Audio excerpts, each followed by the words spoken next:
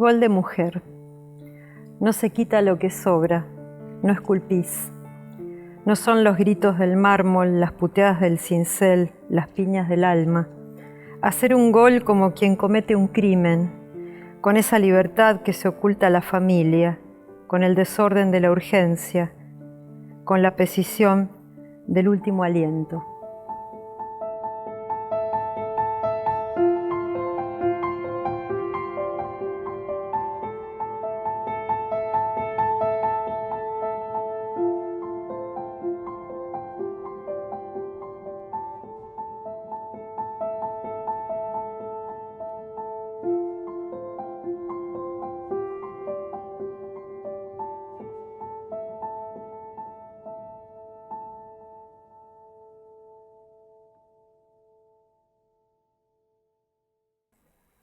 Yo crecí en la Patagonia, en un lugar donde escaseaba el agua y de vez en cuando, por las alternancias de una represa que le da energía a todo el país, teníamos toda el agua junta o muy poquita agua y había como un sistema de riego que hacía que crecieran todas las manzanas que se comen en este país y afuera.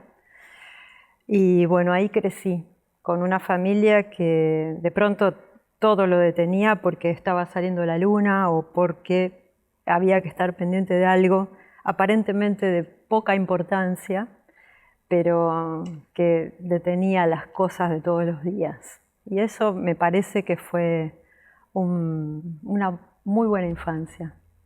Sobre todo porque fue una infancia en los 70, que fue una época terrorífica, con lo cual yo agradezco haber podido crecer en pleno terror, preservada de ese terror y de esas alternancias entre lo que es demasiado y lo que es demasiado poco.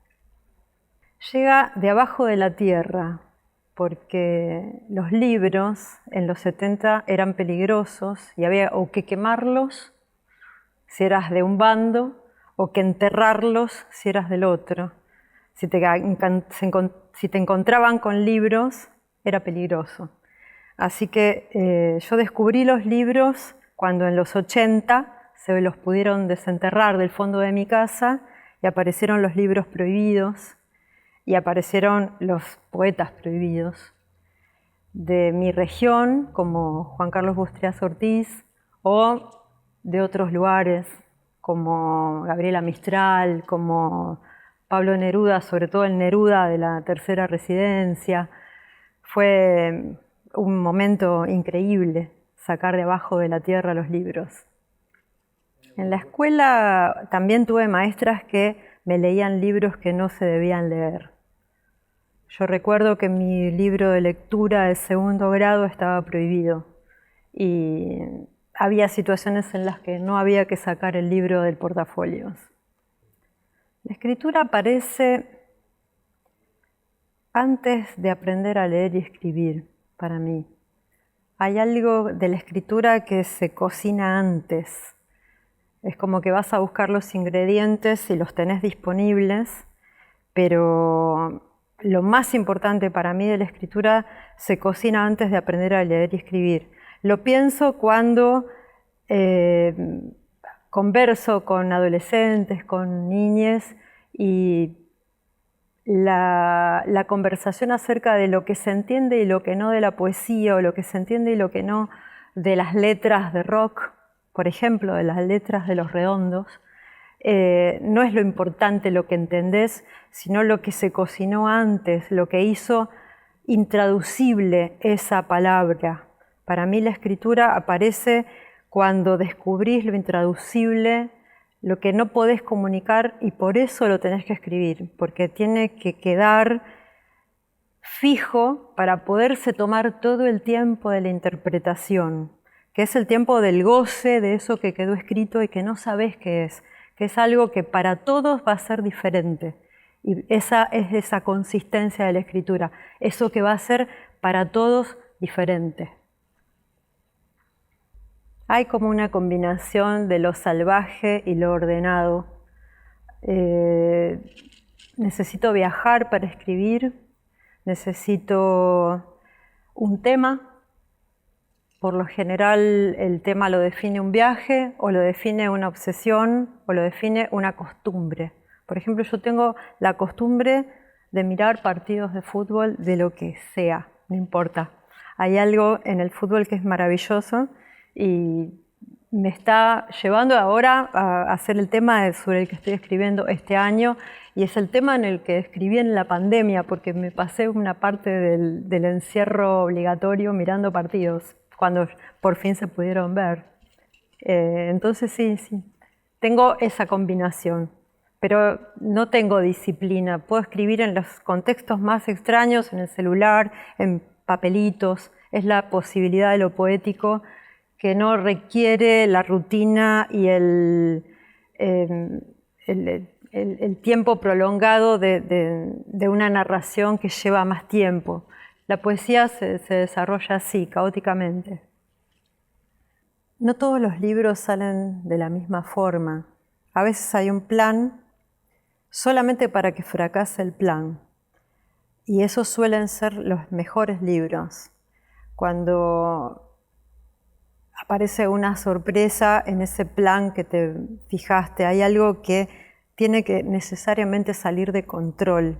Con lo cual, muchas veces, por ejemplo, con el tema de los viajes, puede pasar que uno se proponga hacer un viaje y resulta que el viaje te lleva a otra situación que es la que realmente estaba esperando para ser libro. Y también puede pasar que el viaje confirme que todo un corpus de poemas que vos hiciste era para ese viaje, y ese viaje está comprobándolo. A mí me pasó cuando viajé a Puelches, que es un pueblito de La Pampa muy chiquito, donde trabajó Bustiás Ortiz como telegrafista, que había escrito bastante sobre otra situación completamente distinta, y esa experiencia de estar unos días en ese pueblo confirmó completamente ese corpus, y después lo pude ordenar alrededor de esa experiencia, y fue increíble. Salud, completamente. Hay algo que se termina de configurar en la identidad de una alrededor de la posibilidad de escribir. Hay algo que se fija en el caos y hay algo que calma en la ansiedad de vivir. Es muy difícil pensar el escritor en la cultura, la escritora en la cultura, porque es muy dinámica esa idea del escritor. Muchas veces hay escritores que no saben que lo son, escritoras que no saben que lo son, y que no han generado un corpus, pero tienen la mirada adecuada para su comunidad. Dicen lo que le va a venir bien a esa comunidad, y por ahí no tienen una obra importante, pero tienen la obra necesaria para esa situación. Quizás ni siquiera van a trascender. Hay algo de la trascendencia que se fue con el siglo XX. Estamos habitando un siglo que es de la inmediatez y de la oportunidad. Me parece que estamos en un momento cuyo desafío es, como artistas en general, estar en el momento adecuado con la palabra adecuada, más allá de la trascendencia de esa palabra. Que eso sea el canal adecuado para una transformación buena para la comunidad que nos toca, como ese rol social de la oportunidad saludable en este momento de tanta falta de salud, cumplir ese rol, más allá del narcisismo del escritor y de su panteón y de su monumento, pensar un escritor que sirva como una especie de chamán. Lo que mantiene vivo a un escritor es su caja de herramientas. Y su caja de herramientas es muy personal y es muy de su época. Hay algo de su entorno que lo va a configurar solo, y él lo va a transformar o ella lo va a transformar. Y es muy difícil una perspectiva alrededor de qué debería ser un escritor o una escritora. Creo que lo mejor es el abandono de toda perspectiva, de todo decálogo y sobre todo una detección constante de los moralismos, las bajadas de línea, evitar tener algo para decir, que lo que suceda con nuestro decir suceda sin preceptivas, sin normas, que realmente uno pueda canalizar un descubrimiento, una novedad oportuna y necesaria. Me estoy tocando, digo al aire, me estoy tocando a ver si estoy. Todavía no es la muerte, pero escucho los golpes que pegan la ropa. Al otro lado, el cuerpo responde. Por todo lo hueco, pasa el salado. Los ojos se secan como los caracoles. Desierto blanco, sin lágrimas, lagañas de yuyo. No sé dónde termina el viento. El río llega hasta acá. Sal de la casa, me dice. Las antenas se disuelven en el aire caliente. Borrosa y sin voz, la corriente cabe en una cuchara. Püelches yo lo escribí antes de ir a Püelches. No sabía que lo estaba escribiendo y cuando decidí ir allá había muerto mi abuela y había escrito una serie de textos de duelo con modistas y todos los quehaceres de una señora que cose, y también había una situación muy extraña dentro de una gomería, que es como todo lo contrario de los quehaceres de una modista, porque es un ambiente muy masculino. Entonces, todo lo que yo estuve pensando antes de viajar a Püelches, lo comprobé al llegar al pueblo. Había una serie de cosas que fueron sucediendo con la gente del lugar que me fueron confirmando un montón de poemas que había escrito antes. Y pasé en ese lugar 4 días, que coincidían con una Semana Santa. Y bueno, tomé un montón de fotografías del lugar, entrevisté gente. Varios me hablaron de un escritor que había estado allá, que es Juan Carlos Bustrias Ortiz, trabajando como telegrafista, de una maestra de la que ella se había enamorado. Y a medida que recorría el pueblo, fui haciendo un minucioso diario, minuto a minuto, de todo lo que me pasaba en el lugar, que nunca edité, nunca se publicó. Decidí publicar todo lo que había escrito antes porque el lugar lo había resignificado completamente. ¿Quién sabrá qué hay afuera de la lengua? Es un misterio total que hay afuera de la lengua. Es como la caverna, la lengua. Es un lugar de protección y de certeza. Es muy difícil saber qué hay afuera de la lengua. Es como saber qué hay del otro lado de la muerte o... no sé, es de la materia que están hechos los sueños que hay afuera de la lengua. Es muy difícil, estamos adentro de la lengua, sin duda. La lengua es como... la experiencia que siento con la lengua es como las sombras de los barrotes. Uno puede estar en el momento que el sol se proyecta sobre el barrote en la zona donde pareciera que estás libre, pero estás solamente en el halo de luz de los barrotes que se proyectan. La lengua nos constituye, pero también hay una posibilidad de estar no del lado de la sombra, sino del lado del sol, estar afuera de la lengua un rato. Sí, constantemente. No hay una transformación definitiva. Es como las células del cuerpo que también se transforman constantemente. No somos todo el tiempo, somos todo el tiempo distintos transformándonos. y la lengua también. Tiene que ser así, si no fuera así sería terrorífico, sí. Sí, la lengua nos transforma a todos, a los que no escriben también. Somos lengua, sobre todo somos lengua, no podemos no ser otra cosa. Cuando era adolescente me identificaba mucho con la Lejana del cuento Lejana de Cortázar, que era un personaje que estaba en un puente en Budapest y que estaba sufriendo todo aquello de lo que una estaba a salvo.